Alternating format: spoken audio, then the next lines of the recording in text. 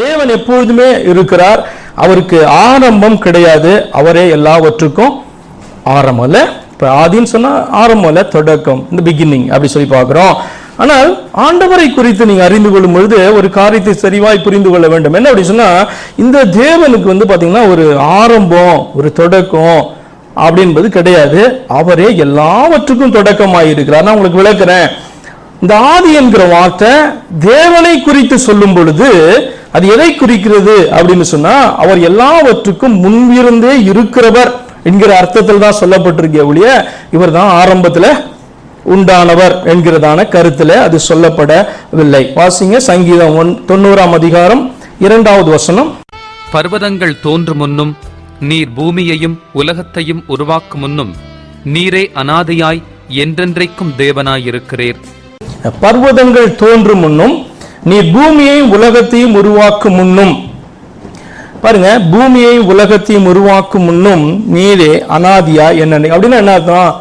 For ever, என்னைக்குமே நீர் என்ன பண்றாரு? இருக்கிறீர். எல்லாவற்றையும் சிருஷ்டிப்பதற்கு முன்பாகவே நீர் இருக்கிறீர் என்று வசனம் சொல்றது. அப்ப தேவனை குறித்து ஆதி என்கிற வார்த்தை பயன்படுத்தப்படும் பொழுதெல்லாம் நீங்க ஒரு காரியத்தை அறிந்து கொள்ளணும்.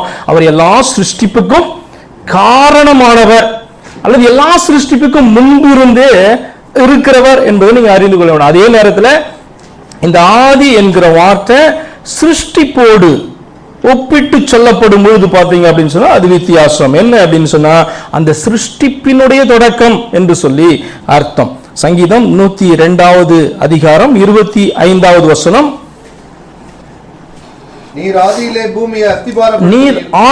பூமியை அஸ்திபாரப்படுத்தினீர், வானங்கள் உம்முடைய கரத்தின் கிரியா இருக்கிறது. ஆமென். இந்த வசனத்துல ஆதியிலே பூமியை அஸ்திபாரப்படுத்தினீர்னா, அந்த ஆதி என்கிற வார்த்தை ஒரு சிருஷ்டிப்போடு, இந்த இடத்துல உதாரணமாய் பூமி ஒரு சிருஷ்டிப்பு, ஆண்டவர் படைத்ததை குறிக்குது. அப்ப இங்க ஆதின்னு சொல்றது எதை குறிக்குது அப்படின்னு சொன்னா, பூமியினுடைய ஆதி என்று சொல்லி அர்த்தம். தேவனுடைய ஆதி கிடையாது, பூமியினுடைய ஆதி, ஒரு சிருஷ்டிப்பினுடைய ஆதி என்று சொல்லி அர்த்தம். புரிந்து கொள்ளுங்க. ஆதி என்கிற வார்த்தை தேவனை குறித்து சொல்லும் பொழுது எல்லா சிருஷ்டிப்புக்கும் முந்தினவர் என்று சொல்லி அர்த்தம்.